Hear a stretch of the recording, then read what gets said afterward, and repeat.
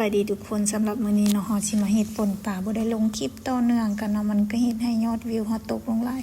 ขนาดนั้นประมาณ 3-4 มื้อนี่แหละบ่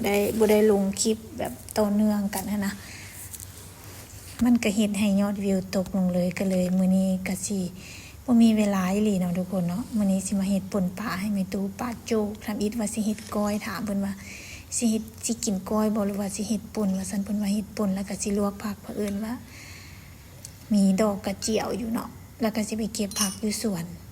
อันนี้ป่นปลานี่เฮาก็สิบ่ใส่หลายเนาะมะเขือเพราะว่าอยู่สวนนะมันมีหลายแล้วเหลียวเห็นมันก็สิแบบเริ่มเบื่อแล้วนะก็สิใส่น้อยนึงพอให้มันแบบมีกลิ่นมะเขือน้อยนึงเนาะอันนี้เป็นปลาโจกเนาะทำอิดว่าสิเอามาเฮ็ดก้อยนั่นแหละแต่ว่าเวลาเอามาเฮ็ดป่นก็แซ่บดีมันเป็นกลางใหญ่เนาะทุกคนเนาะเวลาเฮาใจกลางนะมันก็สิเฮ็ดได้ง่ายมันก็สิบ่คือป่าน้อยๆนะมันก็สิใจยาก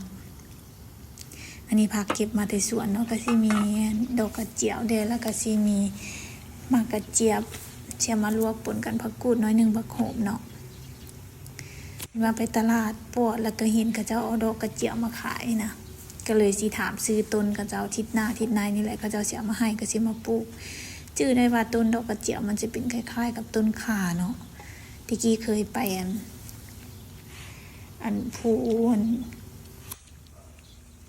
ไปภูแถวทาราดนะ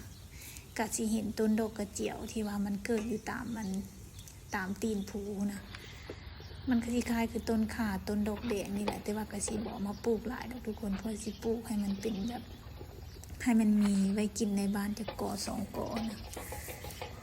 เวลาเฮาอยากมันก็สิแบบหาง่ายเนาะทุกคนเนาะมันก็สิบ่ได้ไปซอกซื้อสินะแต่ก็ยังบ่ได้ศึกษาแต่ว่าเห็นอยู่ไทยเขาเจ้าก็ปลูกอยู่เนาะมันก็ปลูกปกตินี่แหละทุกคนมันก็ปลูกใส่ดินเพียงธรรมดานี่แหละมันก็เกิดดีอยู่เนาะมื้อนี้ก็สิมีเฮ็ดอาหารอยู่มีแต่ลวกผักกับป่นปลาและตอนสวยเพิ่นก็สิหากินมากมายอีหยังนะเพราะว่าปกติก็สิเฮ็ด 2-3 อย่างมื้อนี้บ่ทันอีหลีเนาะตอนแรกว่าสิเกี่ยมไว้ไว้ว่าสิเฮ็ดหยังนะเผอิญว่าแบบว่า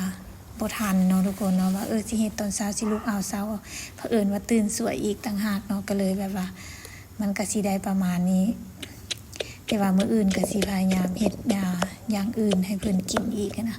มื้ออื่นก็สิเกี่ยมไว้แต่ตอนแลงพี่น้องก็สิเฮ็ดก็มีของกินอยู่ในตู้เย็นอยู่ว่าสิเฮ็ดหยัง